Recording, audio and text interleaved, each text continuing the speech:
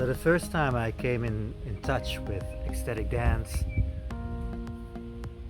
I felt I was so impressed by what I saw on the dance floor. I've been working with community, with dance for a long time. And what struck me when I saw the dance floor is that I thought like, this is a laboratory. This is where we are inventing new ways of being together. And the more I became engaged with it, the more convinced I am of that we have something with ecstatic dance that holds such a potential for the society at large.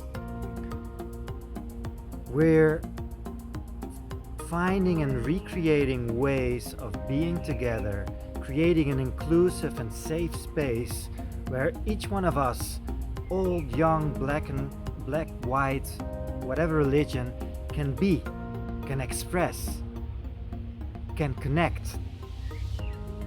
We're finding ways of bringing the sacred back into our lives, the sacred that has disappeared, through ritual, ceremony, stillness. We're finding ways to transcend ourselves into something larger, to find the ecstatic, to open up again to the bigger question of what does life expect of me? How can I be of service? And I think that ability, that potential of the dance floor is more important than ever. So next training, we're going to focus on how to make you the best DJ, facilitator, whatever you want to do, organizer.